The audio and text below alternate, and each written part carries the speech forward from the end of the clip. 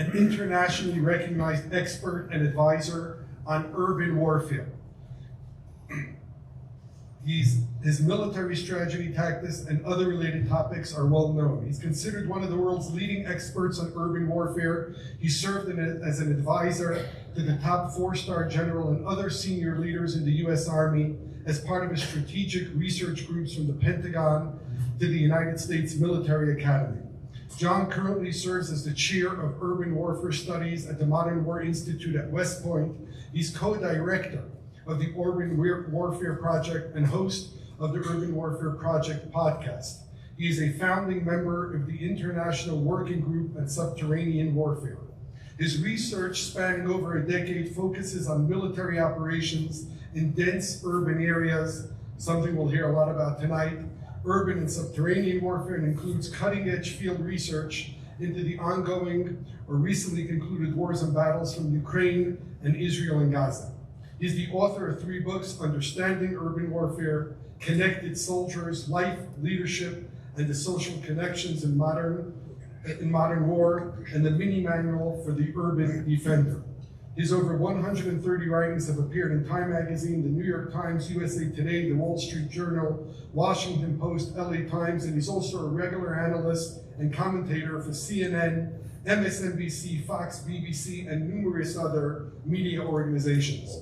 In February of 2022, John wrote a guide, the Mini Manual for the Urban Defender for the citizens of Ukraine, and millions of them were printed for the residents who live in Ukraine and passed around how they can defend themselves. It is now available in 16 languages. Serving over 25 years in the Army as an infantry soldier, John has held ranks from private to sergeant first class to second lieutenant and major while serving in elite units. He's had 2 combat deployments to Iraq. I did mention to John, as a side note, that if Israel would allow a Gentile prime minister, he would have my vote. So, ladies and gentlemen, please give your attention to the screens, and then John will speak and do a Q&A following his talk. Thank you very much.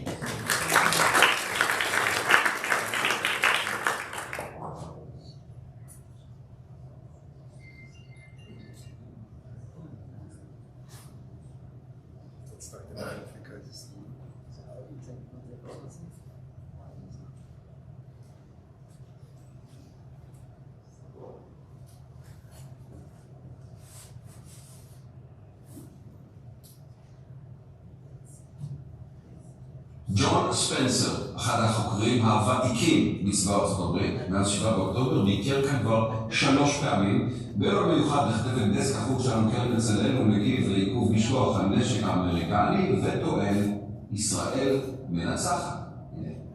Israel has more capabilities than any military of the world for this type of urban combat. ג'ון ספנסר הוא מומחה צבאי בעל שם עולמי למלחמה בשטח בנוי. את המלחמה בעזה הוא חוקר ומנתח ביומה הראשון בין היתר עבור צבא ארצות הברית, מתמקד ביכולות החדשניות והמגוונות ראשונו שפיתח צה"ל ללוחמה אורבנית.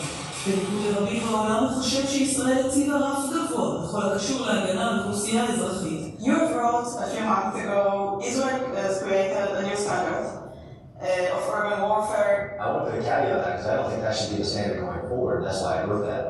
Is that because of international criticism in the beginning, Israel, and because Israel is a moral army, not only did everything everybody else had done, they evacuated cities, dropping flyers, and of course Israel can call people that nobody else can do that.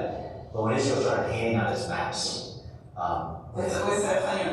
with Khan Yunis, where they started, and giving out their military maps to the population, to the enemy. Was it a mistake by Israel to take all these precautions measures to try to minimize the harm of civilians in Gaza? No, I mean, this is the law of war says you've got to take every feasible precaution. But this is not historically the way you achieve your goal quickly. And still, we are being criticized for every move that the IDF is taking, any steps that he has taken. So it's either they're doing something wrong or they are being held to a double standard. So you're being held to a standard that doesn't exist. Oh. Nobody's ever been held to that standard because it's unrealistic in war. השבוע הגיע לביקור שלישי מאז 7 באוקטובר. גם הפעם התעקש להתלוות לכוחות שפועלים ברצועת עזה. צה"ל מאפשר לו גישה ליחידות שונות ולמפקדים הבכירים בשטח. אם יש תחום אחד, ממנו הוא נפעם כל פעם מחדש, באופן הטיפול של צה"ל בתת קרקע, כן זה ייקח זמן, הוא אומר לנו, אך אתם חלוצים בתחום. Israel has now found a way to maneuver underground and on the ground, on the surface at the same time, to take away what Hamas is trying to do, to use the tunnels, to buy time, to cause destruction. And Israel has figured out a way that nobody has in history to maneuver underground and above ground, which will change the future of war. If, God forbid, something like October 7 will happen in the US, how will it look like? General Milley, who was the chairman of the Joint Chief of Staff for 2 presidents, has already answered that question. If something like October 7th happened in the United States on our borders, we would use overwhelming force immediately, multiple divisions, all the air power. We would make sure, to start with, not one rocket came out of the enemy area, period. אם כך המצב, מדוע ממשל ביידן מעכב לישראל את משלוח הפצצות הגדולות? חדרות הבונקר אנחנו שואלים. ספנסר נזהר שלא להיכנס לפוליטיקה, אך אומר, תצטרכו אותה במקרה של חזית רחבה בצפון, כנראה לא הייתם משתמשים בהם ברפיח, ושימו לב לוידוי הבא.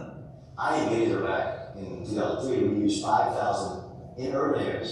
We got 4 on one building in Baghdad who thought Saddam might be in it, and he wasn't. Who is the civilian inside? Yeah, no civilians evacuated, nothing.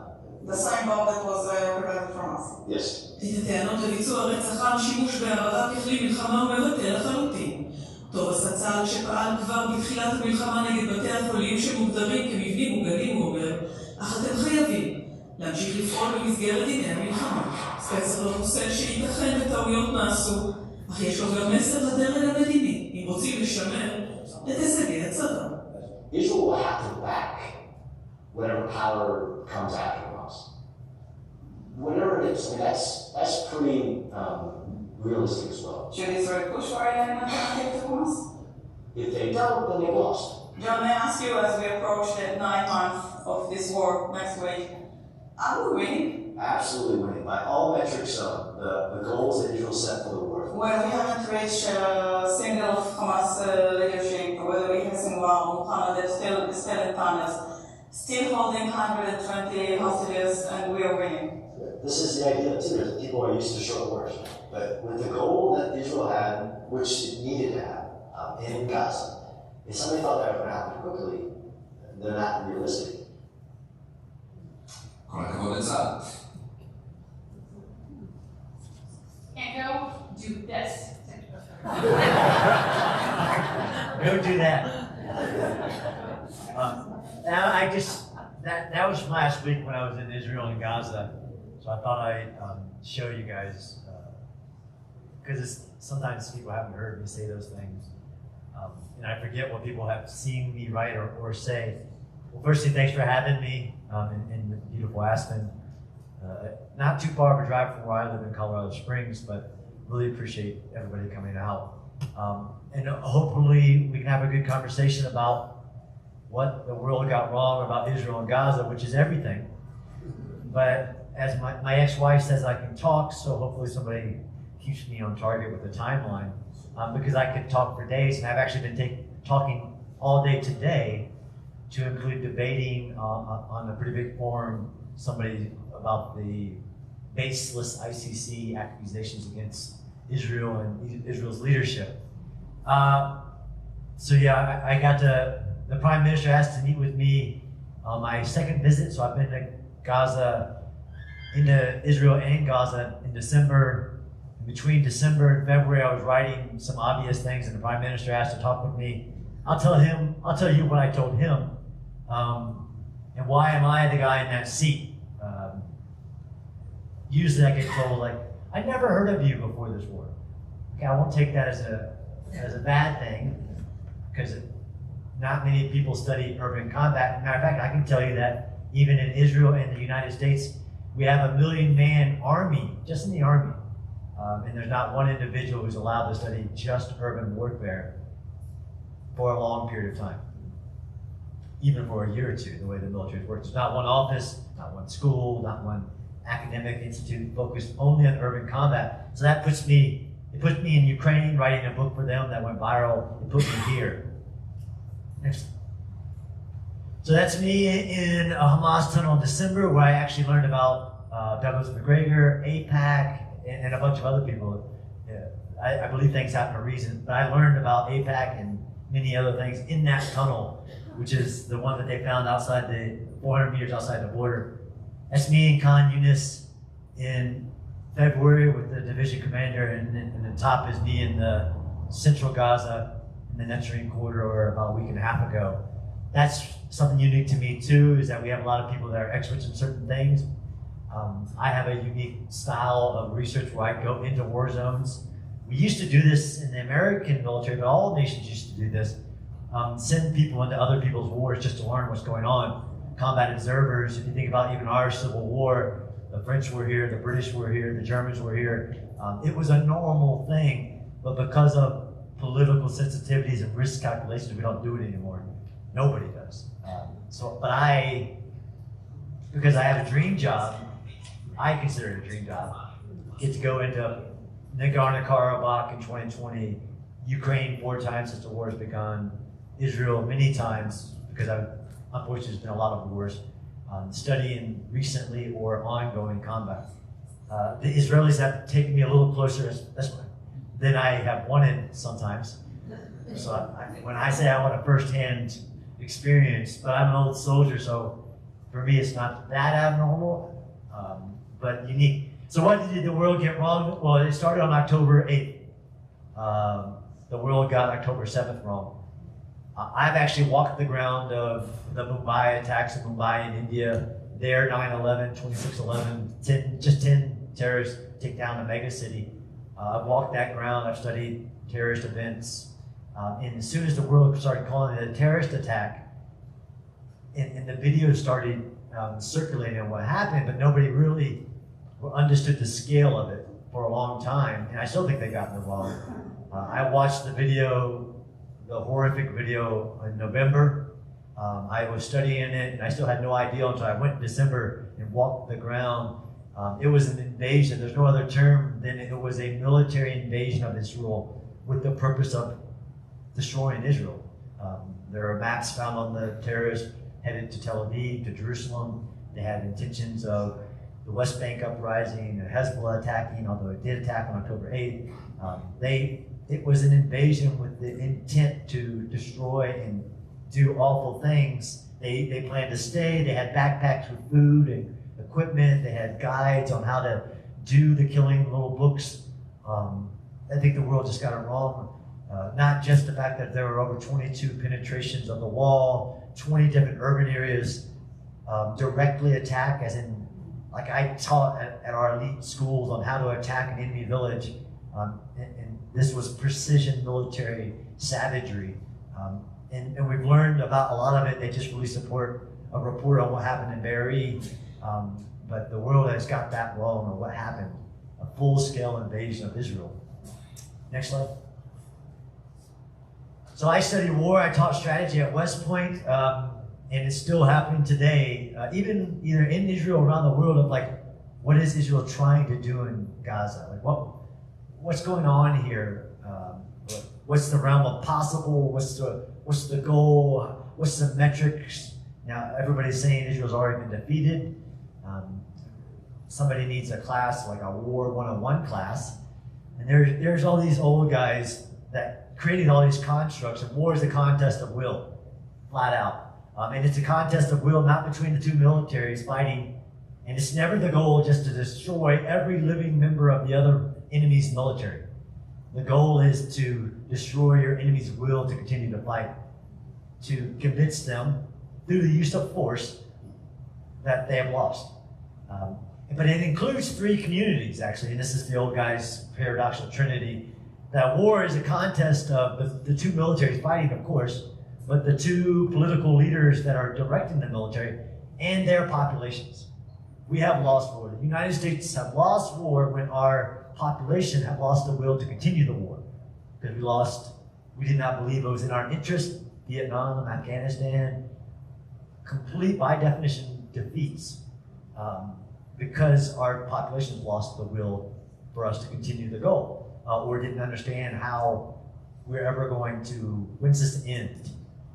And that's come to play across every stakeholder in Israel, to include that video where people are are still asking me, I don't understand, like, is Israel winning? Like, of course Israel's winning. By every metric, Israel's winning. But I can't tell you who's going to win, because I have a definition of war is this pursuit of strategic objectives. Israel set their objectives. Hamas has their objective. And we'll talk about those. Next slide.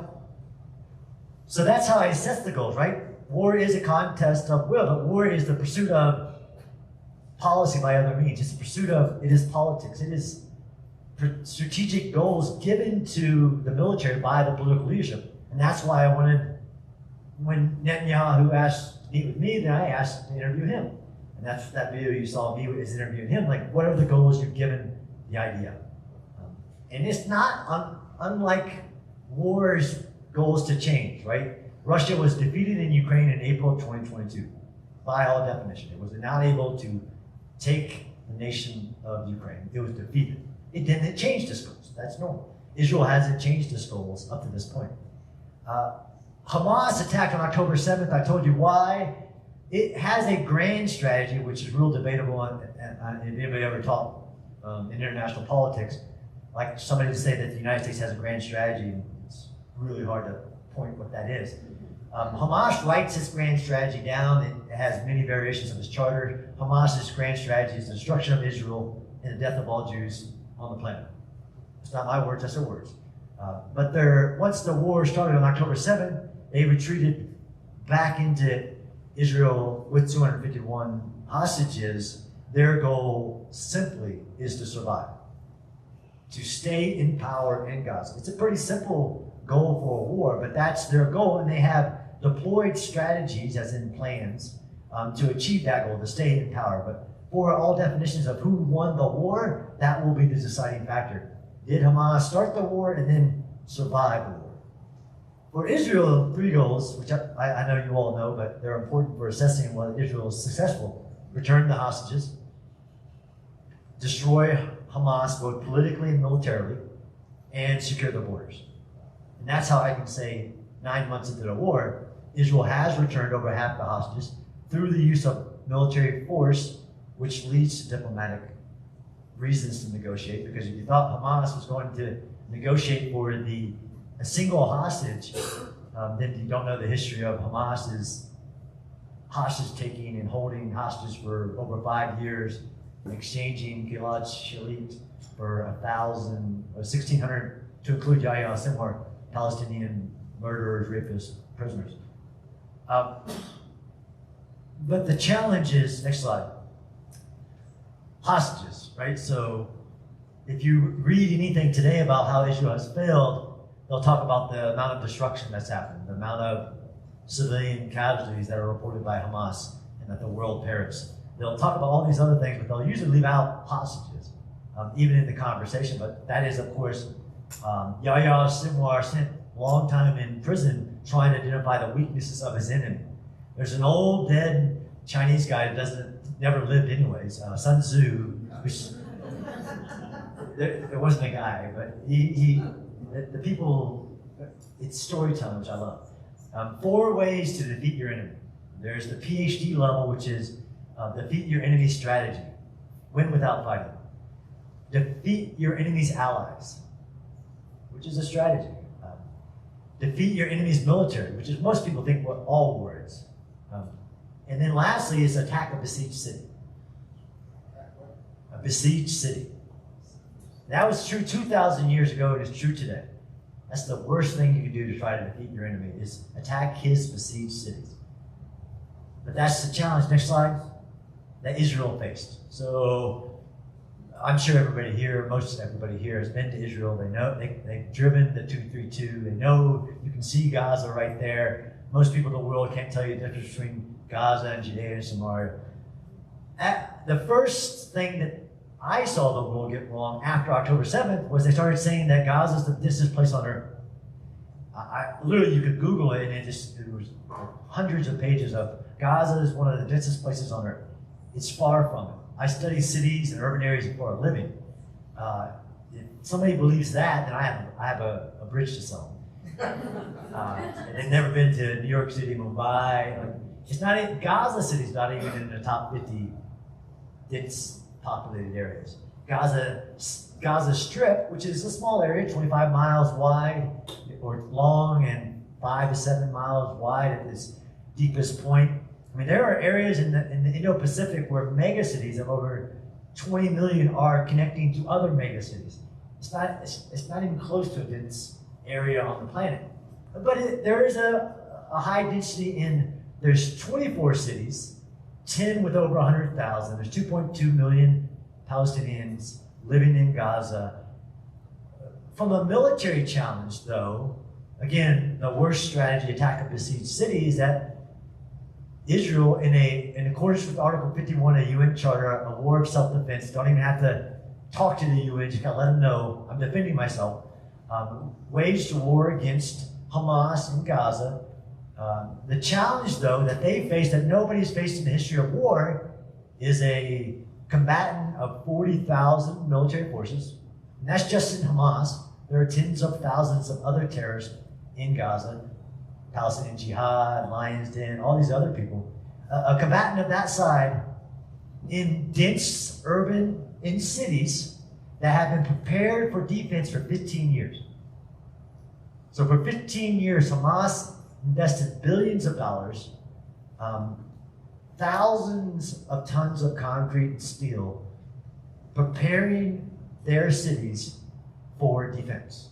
Yes, they built one of the world's biggest metro systems called the Gaza Metro. It's a subterranean network of over 400 miles. The New York City Metro, the Seoul City Metro, nobody's metro is that. London's metro, they're all under. Gaza's metro is longer and more complex. But they built that all underneath urban areas. Other people have, I study underground warfare for a living as well. I've been in tunnels in North Korea, Hezbollah tunnels, Hamas tunnels in Nagorno-Karabakh, in Gaza. It's a very common thing militarily to go underground and stay protected. Hamas is the first combatant to build their tunnels, the military-only tunnels, under their civilians. I used to say they built tunnels underneath all their schools, hospitals, everything, until like when I was in Khan Yunis. No, they built the tunnel and then put a school on top of it. Because they spent decades building the world's first militarized urban areas. Now, there's not a single building in Gaza that's the Hamas military headquarters.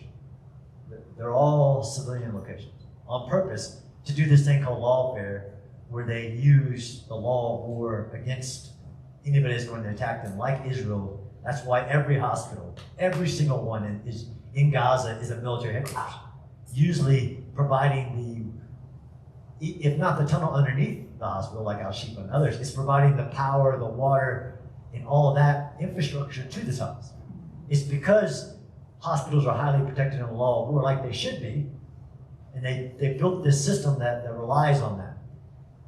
Of course, the proximity, everybody knows, but what Israel, and why I can write an article saying that Israel faced something that no military has faced in the history of war, is because I know the complete history of urban combat, literally from ancient siege warfare to modern day urban fights. The biggest battle for the U.S. military in the entire Iraq War, for us, was the 2004 Second Battle of Fallujah, a little city of 300,000 people.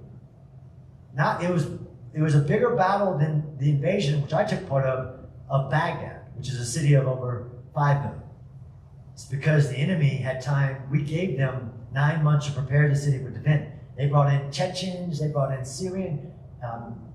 If you let somebody prepare an urban area, I actually teach people how to turn an urban area into a meat grinder for the attacker. That's what I did for the Ukrainians. Like, turn every street into a battle. Block every road, like turn it into a meat grinder. Next slide. Back to the tunnels, though, this is the other thing that no military has faced in the history of war, is this expansive of a tunnel network built underneath the civilians. Now, Israel knew there were tunnels, but this is an old map, and now that I've been there, it would be all white if I actually put all the tunnels. Everywhere you stepped.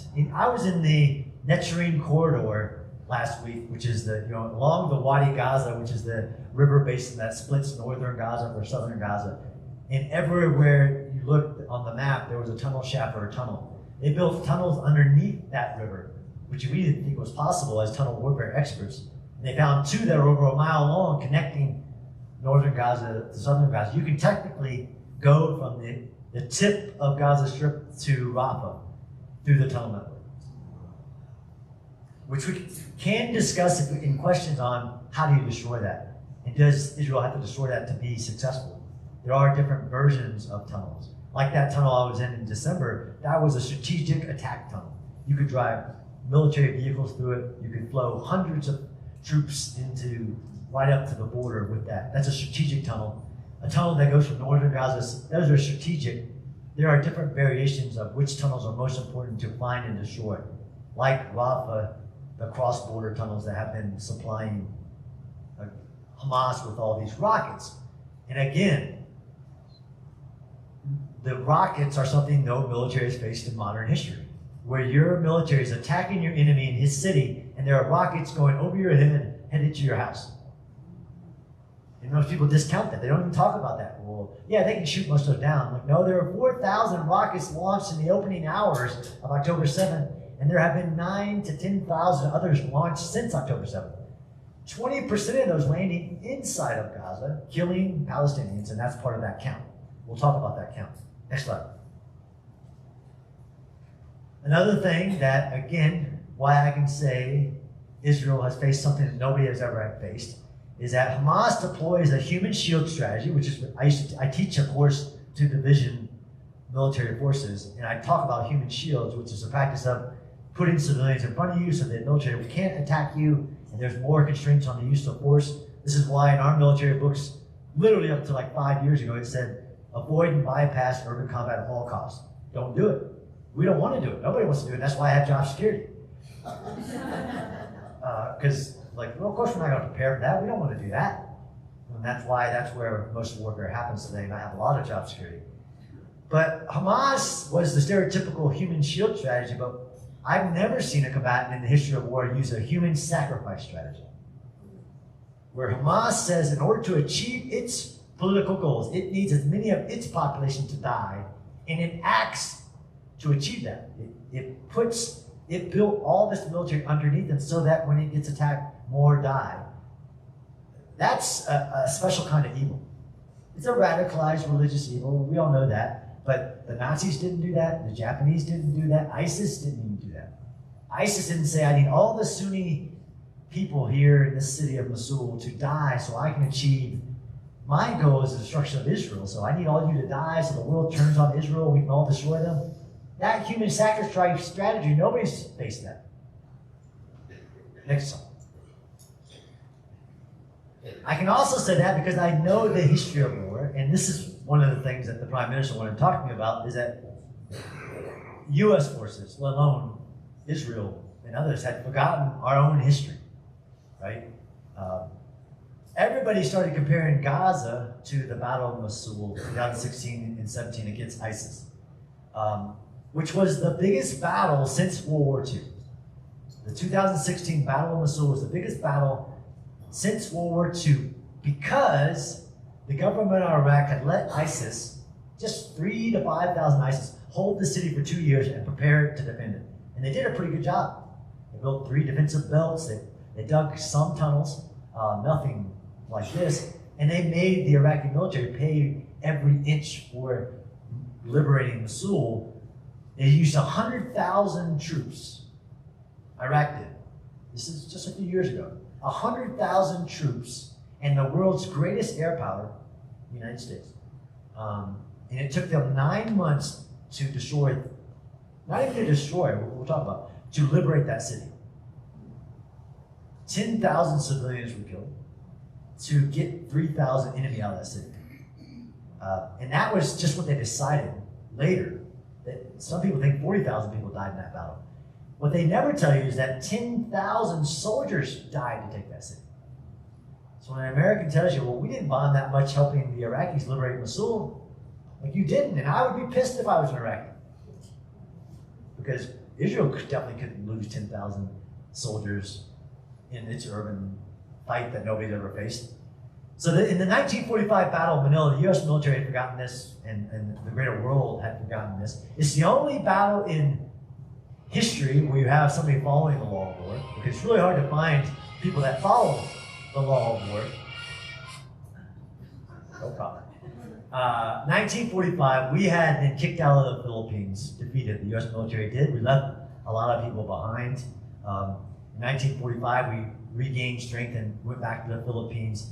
And in the city of Manila, there were over 3,000 American prisoners of war, British prisoners of war, and internees, as in men, women, and children, the families of the administration of being held in the city of Manila. MacArthur hits the beach, says, "Go to Manila," paraphrasing, "and free our people." That was pretty much the objective he gave them. The city was defended by 17,000 Japanese Navy. We attacked with 37,000 American forces, but MacArthur said, "I don't want the city destroyed. You get no air power." He loved the city of Manila. He served there. His dad served there. He thought that would lead to less civilian death, less destruction, which has been carried forward to today, unfortunately, about bombing. That you think that bombing will lead to less civilian death, and that's actually the opposite in history has been shown. So we successfully conducted the attack of Manila. The 17,000 Japanese had tunnels, they had sewers, they had prepared most of the strong buildings that we built, like the university, the Treasury building, the hospital, for defense. 100,000 civilians died in that battle. Most people don't know that because it wasn't reported like that. We got our civilians. All 17,000 of the enemy died. So this is where there's three types of lies in my world. Lies, damn lies, and statistics. Because all 17,000 died because most of them committed carry rather than die in battle. Of the 100,000 civilians that died, the Japanese killed a big portion of those because it wasn't their population. They were literally massacring them and stacking them at 5 high in the basements of the buildings. But this is the weaponization of numbers, which are not even discussed. Like, where do you get that number? What's in that number? So yes, 100,000 civilians died in that battle. It's like, oh, okay, John Spitzer, you're a smart guy. We don't do that stuff anymore. That's why we had the Geneva Conventions, right? We don't want to bomb. We killed 180,000 Japanese civilians in one night in the firebombing of Tokyo. That's separate than the dropping of Nagasaki and Hiroshima. We killed 300,000 just in that bombing campaign of Tokyo.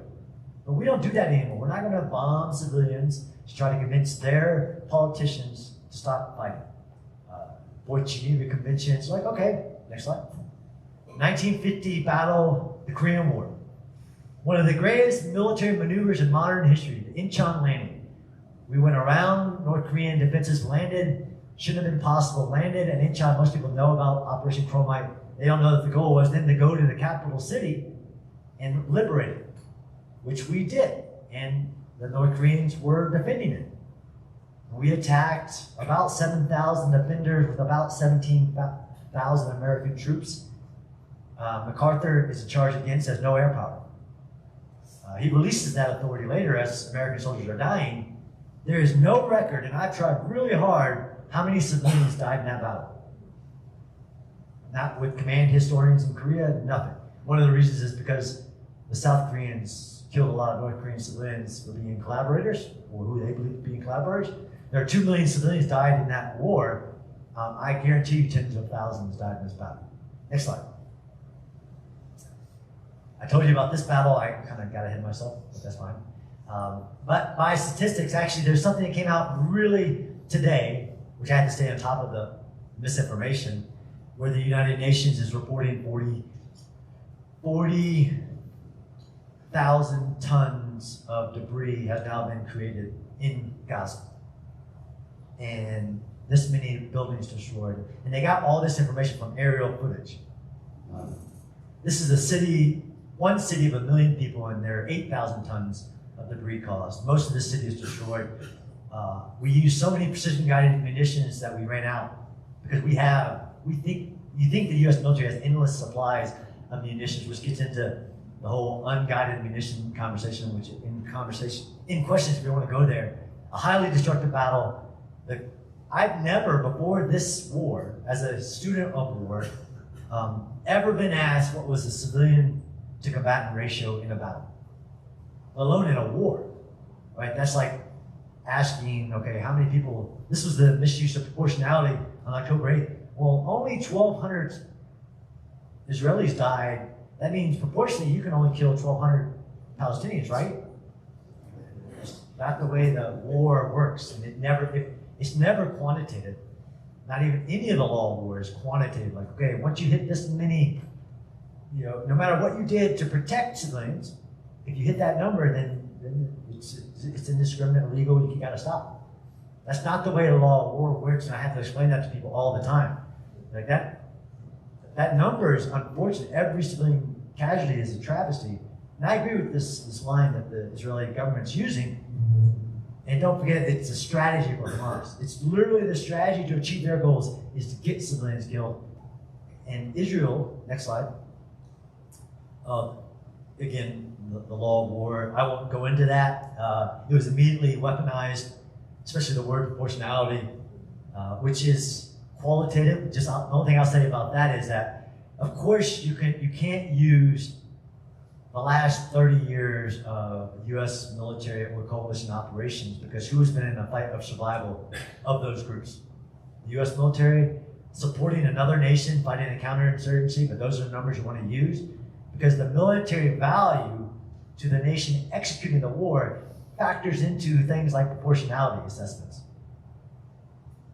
Like, this is a battle of survival. Of course, taking out the commander of the opposing military or government is a very high value. So, not to be cold, but the acceptable number of collateral damage of the military advantage to my goals is factored into that.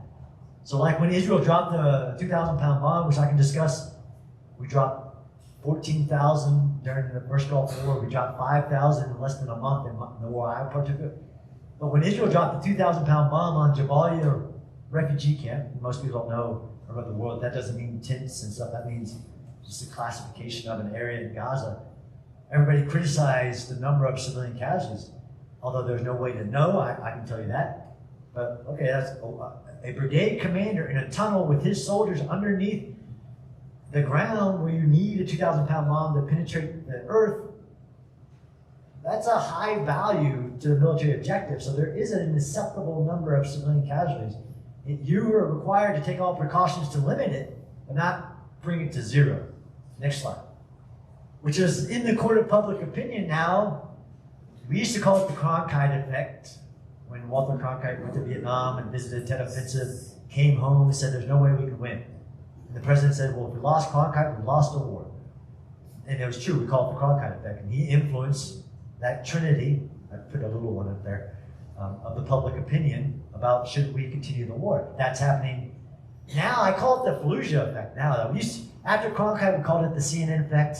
Now I call it the Fallujah effect. If you don't know, the U.S. military was defeated in the first battle of Fallujah in 2004. Holistically defeated.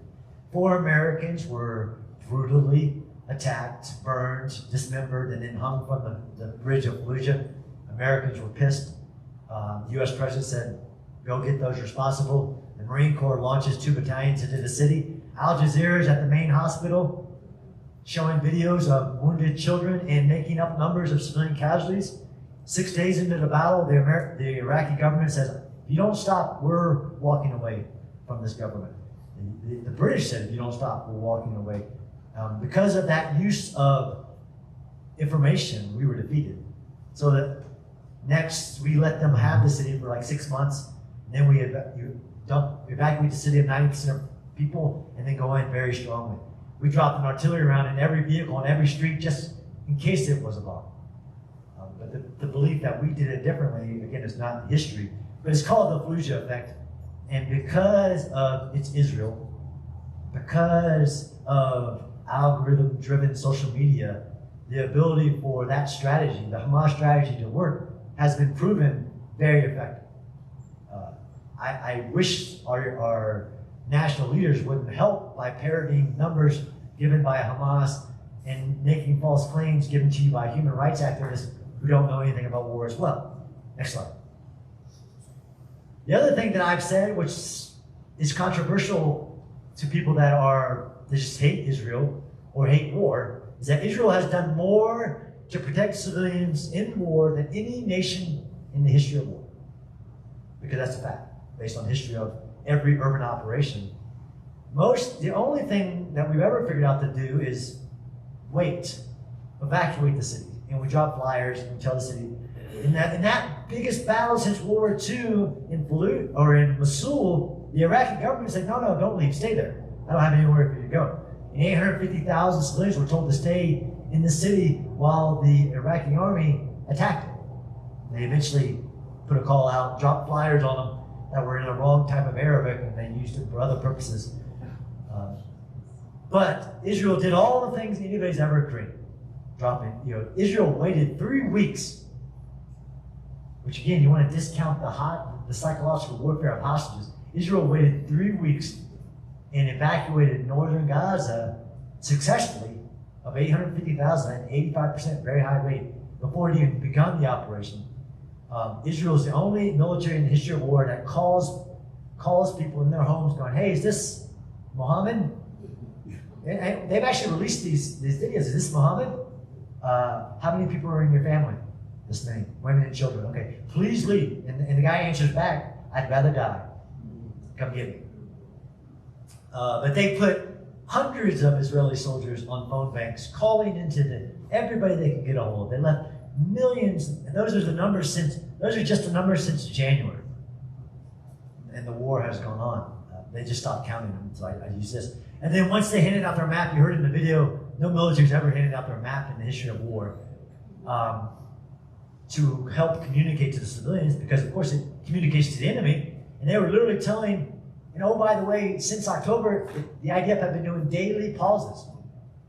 No military's ever done that. Of course, we pause for humanitarian routes, but the IDF will literally announce, and they still do it today. Hey, tomorrow, for this time, for 4 hours, we won't conduct any operation, so humanitarian aid can go in, civilians can go out if we've ordered it.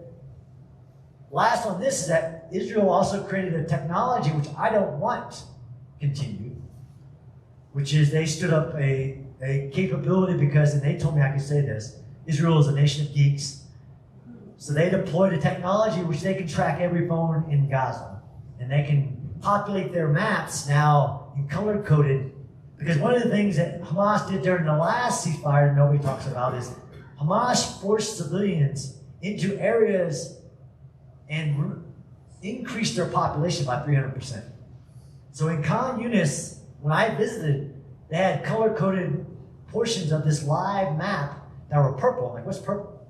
Like, well, that's where they've increased the population by 300%, where they made civilians occupy not even their homes, push them into areas so they could complicate the IDF's progress, because the IDF or the Hamas strategy relies on time. They just need time for the United States to force Israel to stop. Next slide. Okay, I always want to cover this because sometimes it comes up. It's still being used in the ICC, the ICJ, by national leaders. Where does the number come from? That's, as of, I think last week, 30,000, so it's over 30,000 according to Hamas. There's never been a battle in the history of war where anybody could track the civilian numbers to a single digit during a war, especially not the enemy, especially not a terrorist organization. In that battle of Mosul, it was a year later that they said, we think it's 10,000. PBS is on, actually talking to the Iraqi government is, I think it's anywhere between 10 to 40,000. The world is settled on 10,000. But nobody's ever known in the moment what it was. But most people, and maybe a few here, don't know what that number counts. That number includes all Hamas combatants. I think everybody knows that. You know that it includes anybody who died in the October 7th attack as well. So it includes any Hamas member that crossed into Israel or Palestinian and was killed. That's on the number. It includes anybody that died of a natural cause in Gaza since October 7th. It includes anybody who died by Hamas's hands. It includes missing personnel. They literally have Google Docs where you can go and say, enter your martyr's name here. And that goes on the list. Now, it took the UN about 7 months to say, okay, we can't verify these, and there's some double numbers here, and it's not over, majority women and children. This is the halls of the universities saying 13,000 children done. Like, where do you get that? Even Hamas never said that.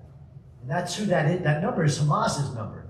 But it includes over 11 to 12,000 missing personnel. The UN will say, well, that's under the rubble. But they're unaccounted for. That's the number that the world is going from. And then you don't want to be cold, but people, this is where, again, I've never heard anybody say, what's the civilian to combatant ratio? It's way too high. What are we talking about? That's not the way it worked, but if you want to do that, and I take Hamas's number, well, then I have to take the IDF's number, although you hate, not you, but everybody else hates Israel. But if you're going to take a terrorist number, take the other side's number. And if you took, which it took a long time for Israel to say how many Hamas combatants they've killed, because it's really hard to determine. In my world, there is no such thing as an innocent civilian. And I'm not being cold. In my world, in a war, there are combatants and non-combatants. If you partake in the hostilities, doesn't matter if you're a civilian yesterday, you're now a combatant. You pick up a weapon, you hold a hostage in your home for months, you're a combatant and I can shoot you on sight. There are two, combatant, non-combatant. If I took all those other wars, Israel will still have a historically low civilian casualty count, as in combatants to civilians. Because like in that battle of Mosul, I say, we know, we settled on 10,000 civilians dying. We don't know how many combatants died. There's no record of it. So I put the number of the total combatants in the city. Even if I did that, it would still be a lower rate than Israel's war in the conditions that are tenfold of what somebody faced in one battle in one city. Nobody wants to take Manila. We don't know about Seoul. Fallujah, even if I took the number, there's a battle that nobody knows about that happened in 2017 in the Philippines called the Battle of Mawari. 1,000 ISIS fighters hold this city for 5 months, and 90+% of the city is destroyed. They evacuated most of the civilians out, but that city was uninhabitable for 5 years because of what you can do in urban terrain, and that had lots of tunnels for many reasons. That statistic, they don't like me. So the United Nations, Human Rights Watch, Civilians in Conflict, all these groups that I have friends in many of them, have been saying for the last 20 years that the percentage of modern wars, civilians are 90% of the casualties. And that's their number. They didn't like it when they were starting to use their numbers against Israel. Like, but you've been saying for 10 years, because they're trying to ban war, and they're trying to ban the use of bombs and missiles in war, which is the other initiative that unfortunately has reached national level when the U.S. administration is using terms like the 2,000-pound bombs are a really bad weapon. It shouldn't be used in populated areas. That comes from Human Rights Watch, who led a massive coalition of human rights groups to convince the United Nations to start a political declaration to ban the use of all missiles, bombs, mortars in urban areas. It doesn't matter if you get 100% of civilians out. They want to ban any bomb, missile, or mortar. And like I showed you in the city of Manila, when I presented to the United Nations in Vienna, I'm like, that's a really bad idea. Because you will drive all combat in the urban areas. Because imagine if you had to fight a battle like against Hamas, which is what the IDF has to now, without airstrikes. Or with like very little airstrikes. I can turn every building in this city, the strong ones, into a week-long battle. That's historical, it happens. And if I can't use an artillery round or a bomb, it's going to be really bloody for everybody. Next slide. Information warfare, most people have followed it. It's not new. It's unique, the ubiquitousness of information that a lie can, they can travel the world twice over before the truth puts its pants on. It's attributed to Mark Twain and Churchill, neither one of them said it, but it's true. And the one incident, which I cropped the photo, everybody knows, one of the greatest examples, but it's happened hundreds of times, is when the world immediately said that Israel had bombed the hospital in central Gaza. They immediately knew 700, 900 civilians had died. And it went around the world. Al Jazeera started it, then it went to the Telegraph, then it went to CNN, then it was all around the world before Israel could even know what had happened. Because Israel has to check, like, did we make an accident? Because militaries make accidents. We dropped a sniper position in Mosul, one sniper on the rooftop. We didn't know there were 100 civilians in the basement. It was still a legal shot based on what you knew at the moment. Militaries make mistakes in war, of course. But this is the part that is fascinating. That's a press conference by the hospital where they emptied the morgue, put all the bodies in body bags around them, had the Hamas members holding dead children in their hands, and did a press conference about this hospital strike through the night. Of course, the next morning we learned that the hospital wasn't touched, but the parking lot was hit by a small munition that came from the Palestinian Jihad. 900, 500. It's unlikely that even 20 people died in that strike. But that has been repeated over and over again since the war has begun. Next slide. Last, I'll end with this slide because I enjoy questions much more. Where did the standard come from? I put that thing about Channel 12 up because Israelis, I'm still surprised on what people are surprised I say. Like when I say, what about this double standard that Israel's being held to? You're not being held to a double standard. You're being held to a standard that doesn't exist. I don't usually put words on my slides, but I wanted to put this up because this is what the United Nations High Office of Human Rights said about the United States military in the Battle of Fallujah. War crimes, crimes against humanity, and violations of humanitarian law to include torture, targeting civilians, 85 counts of war crimes, and it took 4 or 5 years for the U.S. military to show the evidence that it was all false. The history of these groups. But these groups have gained power, especially Human Rights Watch and Red Cross and advocacy, for changing the rules of war in urban areas. They've had great success, to be frank. And I just told you about that explosive weapons in populated area declaration, which they wanted to ban the weapons in urban combat, and they finally changed the wording to, I'll do everything I can to restrict it. So the United States signed it. I don't agree with that.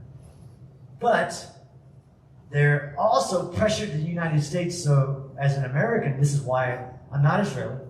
I'm not Jewish. I have values. So I do believe there's good and evil in this world. But as an American veteran, I'm very concerned for the United States national security apparatus when we're allowing the rules of war to change. And one example of that is these groups successfully lobbied, petitioned, gained positions of powers to convince Congress to force the United States military to have a new civilian harm mitigation strategy. They put it in the NDAA, which is the way that Congress forces the U.S. military to do things, tied to the budget, and said you will have a new policy where you're going to limit, the rules of engagement when in urban areas. That standard was signed by the Department of Defense in December of 2023. It says things like, even in an urban area where it's legal and you've done the proportionalities, find a different way. Which gets to the idea of what did you want Israel to do to achieve these goals? And you say, legitimate, but how do you think they were going to do it? Find a different way. We don't know what the way is. We have signed a document that says we'll find a different way. So I think it hasn't been put to the test. But when I know some of these people who now work in that office, work in the State Department, when the State Department puts out a report on Israel's performance in the war, it makes reference to these standards. These standards that were collected over 20 years of counterinsurgency operations where we didn't have to take that strike. We didn't have to do that operation. it wasn't war, but the standard now being applied for all war. I think it's really problematic, and that's why Israel's being held to a standard that doesn't exist. It's an ideal of a standard that human rights activists have successfully inserted into the U.S. Department of Defense. Next slide should be my last slide, and hopefully take some questions. So that's all my resources, if you wanted to learn more about me. One of my the labor of both love and hate is case studies. I found there's a lot of urban legends about urban warfare. Even in the U.S. military. The U.S. military sent a 3-star general to advise Israel in October on what to do about Gaza. He had no urban warfare experience. He worked on the staff during the Battle of Mosul, wasn't a student of urban warfare, and his recommendation is don't do it. He said, don't go into Gaza. You'll lose too many soldiers. It'll be destructive. You'll lose the will. That's not an option. Which is the other option was, okay, look, of course you have the right to defend yourself. Do strategic raids and strategic strikes. You'll get your hostages back in a few years. Literally, I'm not joking. Secretary Blinken said that to Israel in November. Like you're not destroying the idea of Hamas, which we can talk about. You should just do special forces operations into enemy contested territory when they know you're coming, which again has never happened in history. The reason we could get Osama bin Laden in Pakistan down the street from their West Point is because they didn't know we were coming. So that's just, it's a ridiculous thing. Hopefully there's some questions because there's a lot more, of course.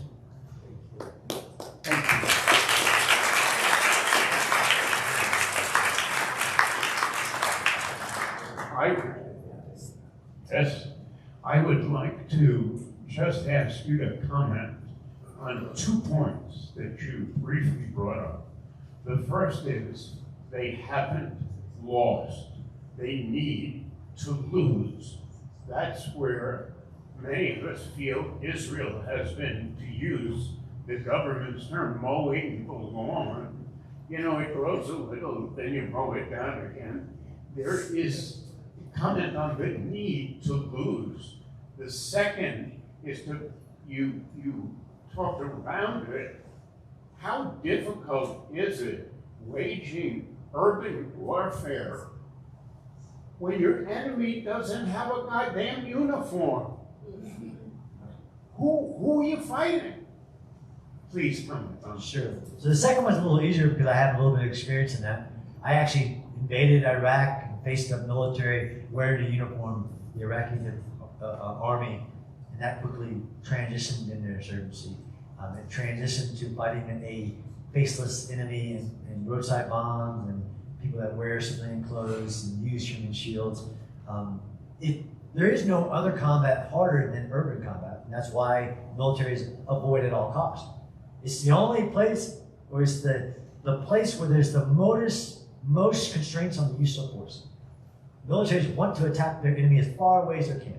In fact, you always hear the military is developing new technologies where I can hit them farther and farther away. Closing the distance is the last thing the military wants to do. Entering the urban terrain is the last thing. You can't even do the maneuver thing that broke trench warfare, which we can talk about the underground warfare. The thing that broke trench warfare was the use of the airplane, the radio, and storm tactics to maneuver onto the enemy. It's extremely hard, but there is a way to do it. And Israel has found a way to do it under the most extreme conditions anybody's ever tried it. One of the ways is enter in methodically, and if they shoot at you, it's a bad guy. I don't want to be short with it, but so you have to, this is why I've told people, and this is why I've been studying Israel for so long, is I'll go to the human rights conventions and say, you're trying to ban bombs. If you want to reduce the amount of civilian harm and destruction of urban warfare, make more bulldozers. Bulldozers. And this is the only thing that Israel has found out. Again, that's why I started it. There's no military, to include the U.S. military, who's more prepared for dense urban combat than the Israeli military because they've been forced to. The Second Intifada, the Battle of Jenin, Nablus, Suez City during Yom Kippur War. A bulldozer can go down the street and take the enemy fire. And then you know where he's at. and then I can drop a bomb on them if I'm allowed, or at least I can focus to fight a bulldozer. And this is why Israel leads with a 3-story tall bulldozer called the Huggy Bear. They have a version that's called the Panda Bear, which is remote control. I'm not sure that's the name of it. Most people, again, if you don't know, the U.S. military and Israel military has a very long-standing, close relationship. The lessons that the IDF are learning in this war will save American lives tomorrow. That bulldozer, the D9 bulldozer, in America's greatest urban challenge, the Second Battle of Fallujah, Israel found their way to get the American forces the D9 bulldozer, and we had them in Fallujah. We don't have them in our inventory to this day. We ordered some weird instruments recently, but they're really heavy, and we have to be able to fly around the world.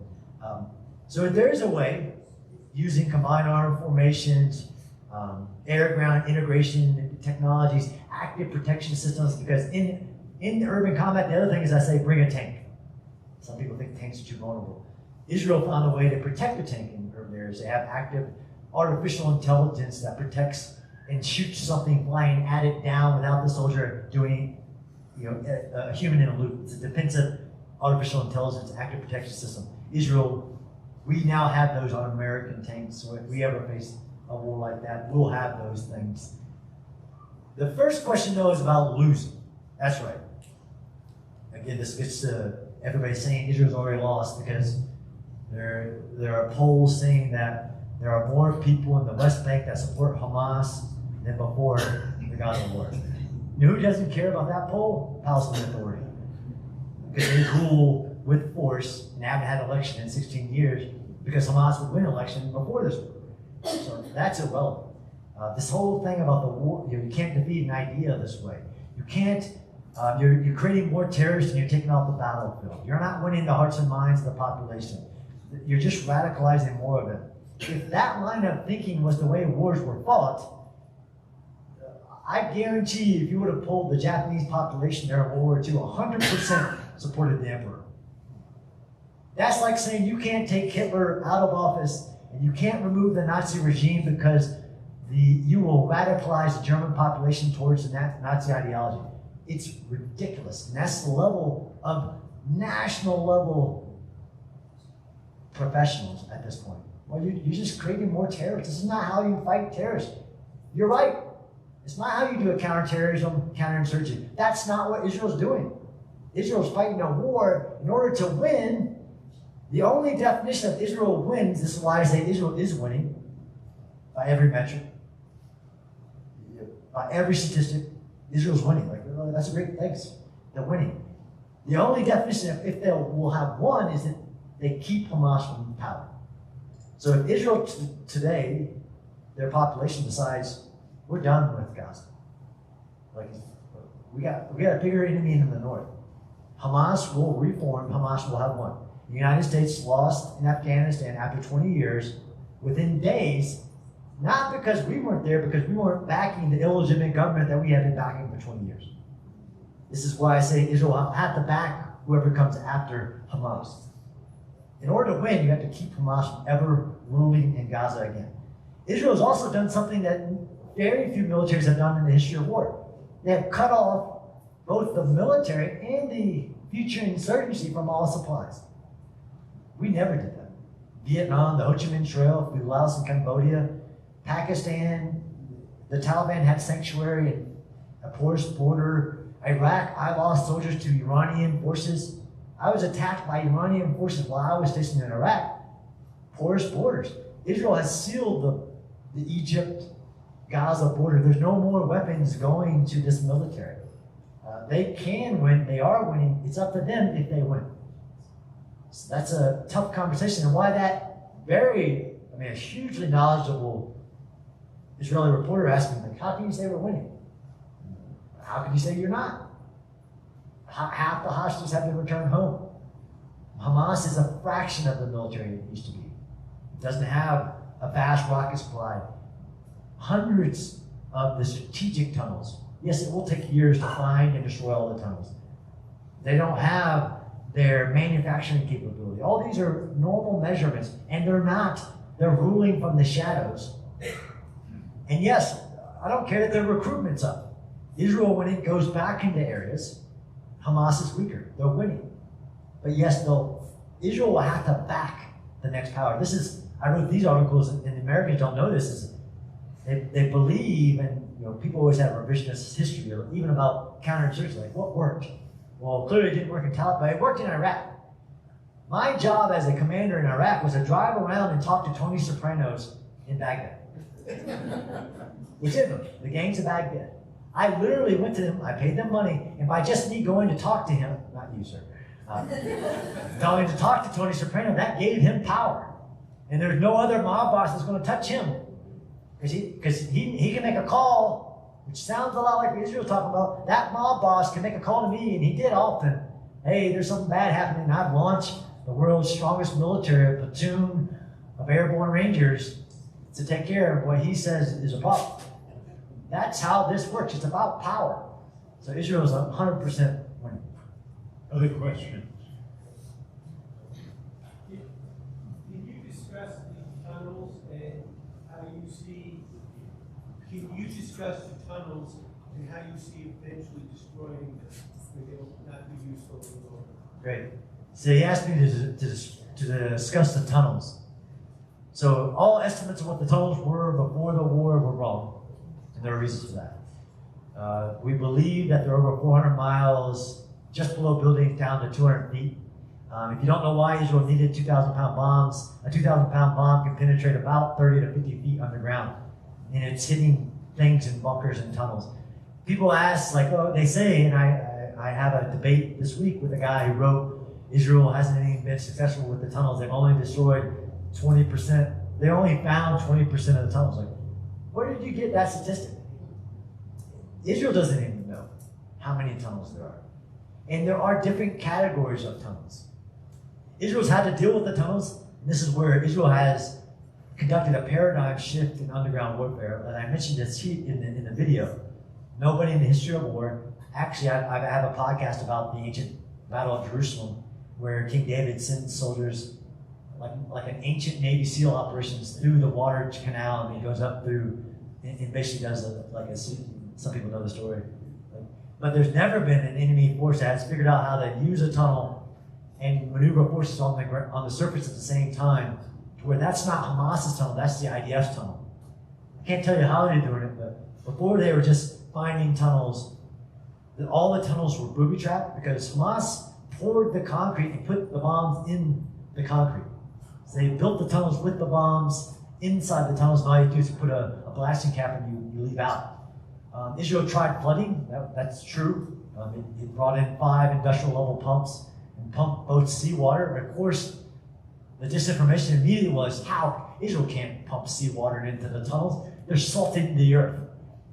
Like, it was so ridiculous. They literally found an environmental scientist who would say that what Israel was doing was ruining the earth. It wasn't true in the slightest. They brought 5 industrial, they actually pumped fresh water and seawater into the tunnels. Didn't work. It did flush some people out of the tunnels because they were having week-long battles in places like Bet Hanun and never even seeing the enemy until he popped up. Until they took 2 weeks to flood one small tunnel, and then the enemy all of a sudden is now fighting from the buildings. But they have drainage in them, and they're concrete tubes, but the water just seeps out. So really the only way that Israel can destroy the tunnels is through explosives. Both liquid explosives, C4, and now what they're doing is just stringing along all of Hamas's supplies, like their anti-tank mines, stringing them along the tunnels. But Israel has at least 30 videos destroying 1 mile, 2 mile, 4 mile tunnels. And they keep finding them. There are categories of tunnels. So right now, Israel is being very successful on destroying strategic tunnels which relate to military combat power.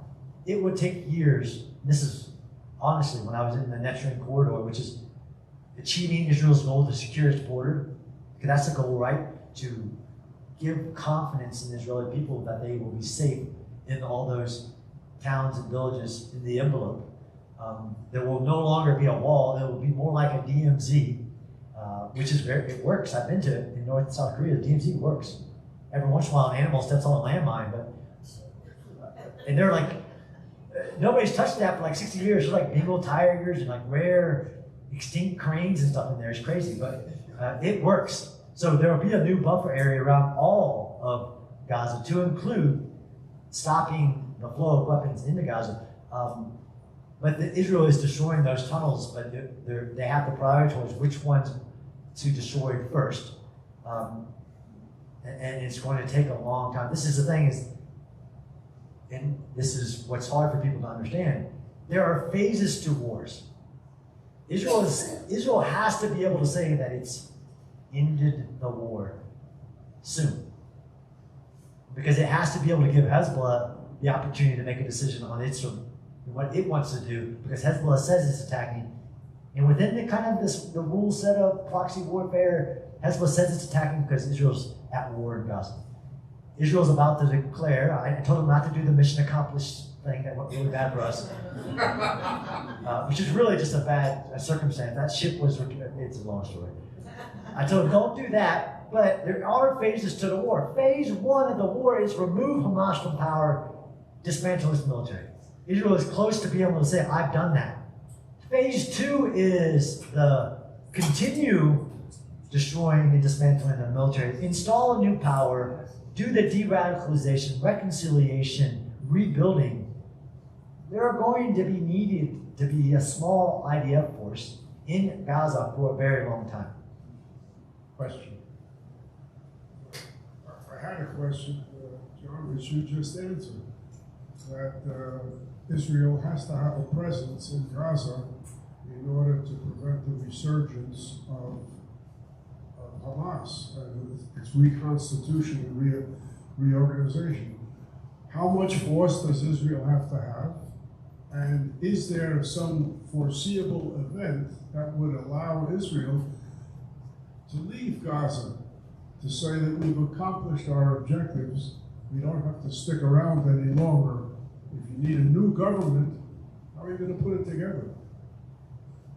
It's a great question. I actually had it. Now I'm arguing like Israeli generals who say that I don't know what I'm talking about. They said that there are all these military theories on what works. There's this theory about clear, build, hold. That Israel went in and cleared areas, left, now has to go back in there. The only difference between what Israel is doing in the clear, build, hold strategy is about 400,000 troops. Honestly, if you believe the United States used that strategy successfully in Iraq, you don't know how we did it. We had 600,000 Iraqi army personnel, hundreds of thousands of police, 100,000 militia gang members we paid. And then we still had to have a presence of 175,000 because the ratio is 1 to 20, depending on who you talk to, 1 to 100 of the people. But there are, again, Israel can't try to create a democratic institution in Gaza. The Palestinian Authority actually recently is saying, hey, Hamas, you're bad guys. Stop hiding behind your civilians. To me, it's a signaling, and there have been talks about they're not good guys, right? They're terrorists, they pay the slave program, everything. They control their people. Israel does help with their terrorist problems in Judea and Samaria. It's a framework. It doesn't lead to a fictitious two-state solution which doesn't exist and never going to exist in the way that people talk about it. But it's a potential for a new power. But no matter what, Israel doesn't have to stay in Gaza, but Israel will have to continue, and this is why they're creating this new security framework. I was on this corridor, which will allow Israel to rapidly get into Gaza in the event it needs to do an operation in support of the other power, which will not be good guys. If you think that, so this is the quote, I have an article, which all my articles are being refused now. In October 1945, Eisenhower, front page of the newspaper, says it will take 50 years to re-educate the Nazis. Because de-radicalization starts, as he was saying, at childhood. And we know that the textbooks of UNRWA, literally I watched a kids show that was like Sesame Street teaching the Palestinian people how to kill Jews. that takes a long time. But Eisenhower said it'll take 50 years to de-radic or to re-educate the Nazis. And he also says in the article, if you think I'll ever allow Germany to have the combat power to wage war again, you're crazy. It's like we've forgotten what war is, or what it takes to achieve this, what comes next. We gave up in Afghanistan when all it took was about 2,000 troops, in my opinion, to back the illegitimate government, which was the most corrupt, one of the 230 plus countries that the corruption index, Afghanistan during that entire 20 years was like 196 corrupt country.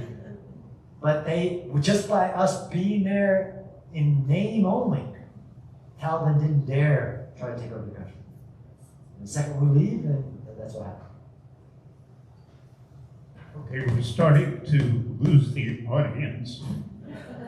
I want to thank you, Professor, so much